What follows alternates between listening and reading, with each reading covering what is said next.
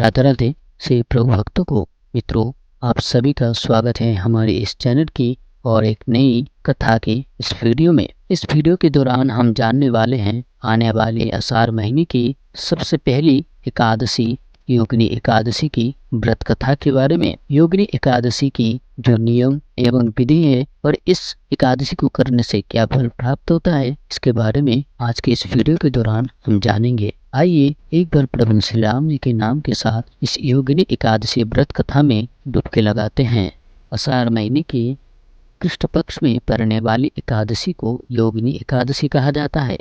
शास्त्र के अनुसार योगिनी एकादशी का व्रत करने से 88,000 ब्राह्मणों को भोजन कराने के बराबर पुण्य प्राप्त होता है। योगिनी एकादशी की विधि कुछ इस प्रकार है। इस दिन व्रत करना चाहिए। इस दिन ब्रह्मचार्य का पालन करना चाहिए। उपवास में एक समय फलहारी कर सकते हैं। स्नान कर भगवान विष्णु की आराधना करें और यह मंत्र कहे, मम सकल पापक्षय पूर्वक कुष्ठादिरोग निर्वृत्ति कामनया योगिनी एकादशी व्रतमहं करिष्ये। इस मंत्र को जाप करना चाहिए। भगवान विष्णु को पंचामृत से स्नान कराइए।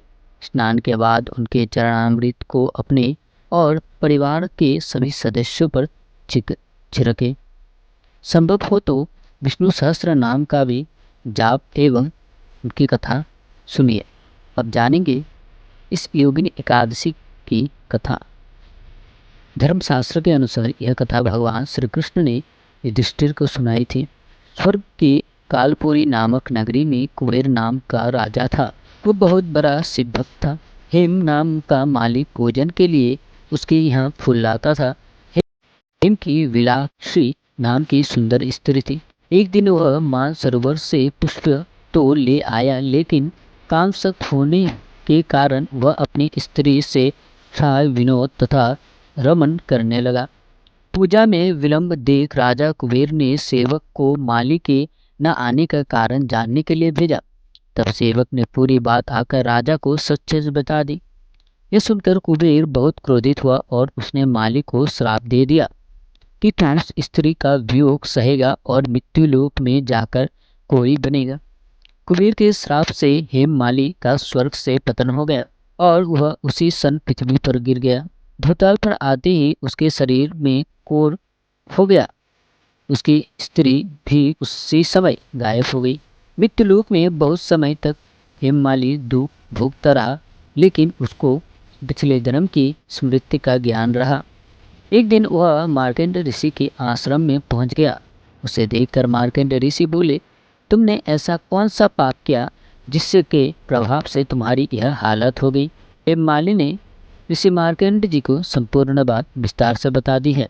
उसकी व्यथा सुनकर ऋषि ने उसे योगिनी एकादशी का व्रत करने के लिए कहा। हेममाली ने विधि पूर्वक योगिनी एकादशी का व्रत किया।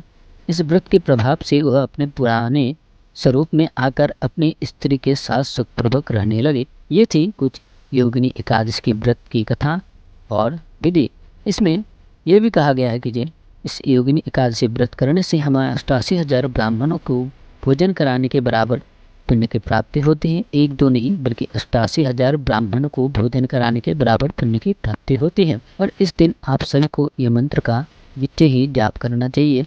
मम सकल पापक्षय पूर्वक कुष्ठादि रोग निर्वृत्ति कामनया योगिनी एकादशी ब्रह्म व्रतमहं करिष्ये। इस मंत्र का जरूर जाप करिएगा एवं आप सभी लोग अपने परिवार के साथ योगिनी एकादशी व्रत को जरूर पालन करिएगा एवं विष्णु सहस्त्र नाम और उनकी कथा का श्रवण जरूर करिएगा। आज की वीडियो यहीं पर समाप्त करते हैं। राधे राधे।